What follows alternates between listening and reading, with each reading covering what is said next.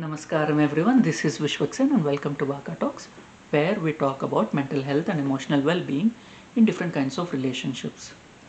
We are narrating the story of Vinata and Kadruva and trying to extract lessons in mental health, emotional health and relationships from it. So now Garuda has attained this picture of Amritam, and he has this uh, responsibility to make sure that Kadruva and her sons do not drink it. So now his primary concern right now is to get his mother and himself out of the servitude, because as long as they are under under the control of Kadruva, they have to follow what she says.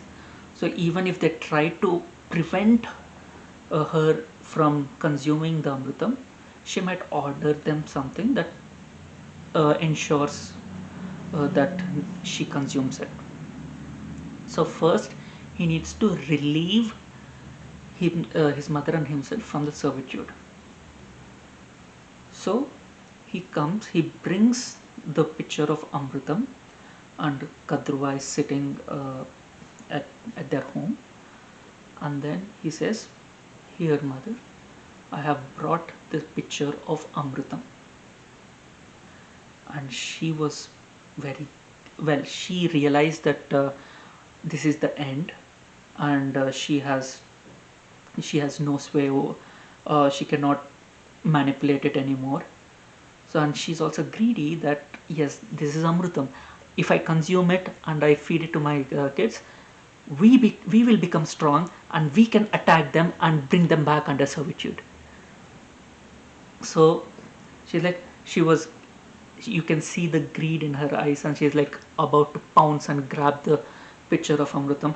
Garuda says, no, no, no, first you need to keep your word and you need to relieve us from servitude. Now Kadruva says, yes, yes, your mother and you are free. uh, I'm freeing you. Take your freedom and go. Now Garuda has to be truthful to his word. He has to prove that he has offered the amrutam to Kadruva. So he says that, but he also has to ensure that they do not consume it. So now, when let us talk about that, how he prevents them from consuming the amrutam tomorrow, and let us focus on what Garuda ensures while freeing his mother and himself from the servitude of Kadruva. He asks her to say the words, because toxic people usually what they do is they imply a lot of things. They don't outright say anything. They don't outright say things that may incriminate them. So what they do is they imply things. They make us think that they are going to attack us. They'll make us think that uh, if we talk to others, they are going to get angry, uh, and they do a lot of they play a lot of mind games while protecting themselves. They don't incriminate themselves. If you actually look at the conversations that you have with them, they don't say a lot of things. They imply a lot of things. Even when you scroll through the texts and messages on the email chain, if you are working with them and they are toxic, if you look at the email chain, they will not incriminate themselves at all. They will not keep themselves, they will not give anything that can hold them responsible, hold them accountable for anything. So he wants her to say the words. He wants her to admit that yes, she is relieving them. and they are no longer under her control. So from here, from this, we need to learn that when we are dealing with toxic people, it is very important for us to make sure that everything is cataloged, because they are not going to agree to what they have said later. They are masters at future faking. They promise something in the future and make us do a lot of things for them, and when the time comes for them to hold their end of the deal, they very conveniently switch their tone and say, well, it's not appropriate now, I cannot do it now, it is not no longer relevant, or I don't have the time for it now, I don't have the resources for it now, we cannot afford it now. So it happens quite a lot. For example, when we are working in a toxic work environment,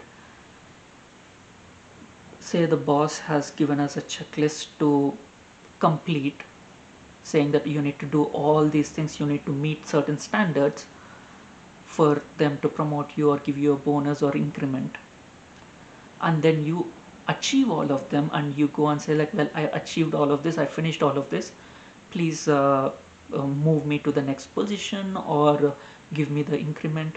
They say, well, the firm does not have the resources now, we don't have the budget now. Well, I can only give you meets expectations. What do you mean by you can only give meets expectations when the employee has finished everything that they're supposed to do? Well, we thought that you will be able to do it, so you met our expectations. So they always have this wordplay downbeat. They're masters of wordplay, and they use the wordplay to make us feel that we are not worthy of what we are asking. So we need to have everything in writing, we need to have everything official, we need to make everything official. So that's why it's very important for say to catalog things, to keep a track of messages, and have have snapshots of the messages, screenshots, and have things have an email chain. So at any point of time when we need to hold them accountable for their word, we have our proofs. So this is what Garuda has been ensuring. When he says that say the words, you say that you are relieving us, not all this, yes, yes, you have done what I've asked you to do, everything is good, I will relieve you. No, say that you have relieved us. So he is making sure that he has proof to hold Kadruva accountable for what she has promised.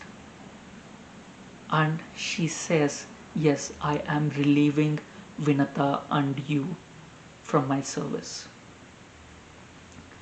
So from this episode, we learn that it is very important to keep track of everything that has happened, because they make us feel confused. They will confuse us, they gaslight us, they manipulate us. So it is very important for us to keep a track of everything that has happened, for to keep ourselves grounded and also to hold them accountable and responsible. If you like my content, please hit the like button, and please share your experiences in the comment section below, and please share my video with people you feel would benefit from my content, and please subscribe to my channel. Thank you. Until we meet again.